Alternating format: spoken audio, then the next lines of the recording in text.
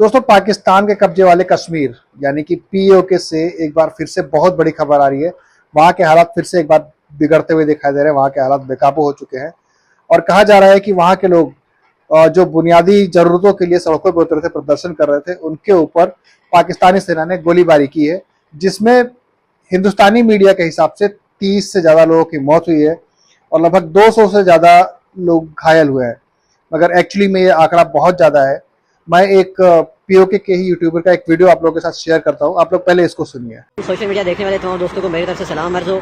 अभी की ताज़ा तरीन अपडेट ये है कि रावलाकोट के अंदर जो रेंजर की जानिब से फायरिंग की गई है और पायलट हाई स्कूल से लेकर CMH तक मुकम्मल लाशें मेरी इतलात के मुताबिक 150 से 200 बंदों को शहीद कर दिया गया है। और ये वाक़या उस वक्त पेश आया जब धरने में लोग पुरअमन मौजूद थे और रेंजर ने दाएं बाएं बिल्डिंगों के ऊपर चढ़ के वहां से लोगों के ऊपर फायरिंग की गई। दोस्तों, पीओके के अंदर ना ही बीजेपी का कोई ऑफिस है और ना ही RSS की कोई शाखा है। फिर वहां पर यह हिंसा कौन भड़का रहा है?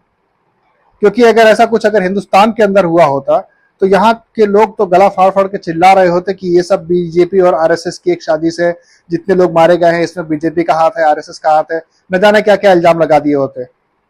मगर अब सोचने वाली बात यह है कि ये सब पीओके में कौन करवा रहा है।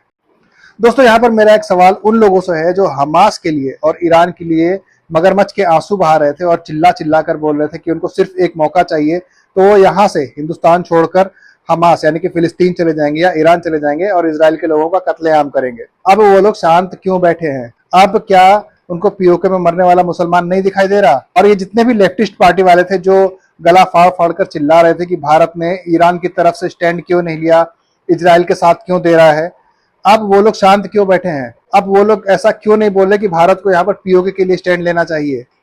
क्या पीओके के अंदर कोई इंसान नहीं रहता? वहां के लोगों का मानवाधिकार नहीं होता?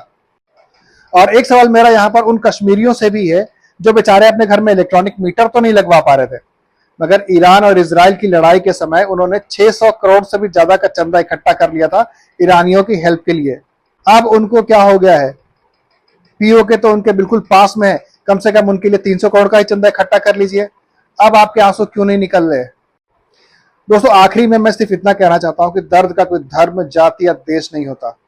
अगर आपका दिल फिलिस्तीन और ईरान के लिए धड़कता है तो फिर इस दिल में आपके लिए पीओके या फिर बांग्लादेश में मर रहे हिंदुओं या फिर इजराइल में हो रहे आतंकवादी हमलों या फिर भारत में हो रहे आतंकवादी हमलों में मर रहे लोगों के लिए भी धड़कना चाहिए। वो दर्द इनके लिए भी होना चाहिए, वरना यह मानवता नहीं, सिर्फ और सिर्फ पक्षपात है।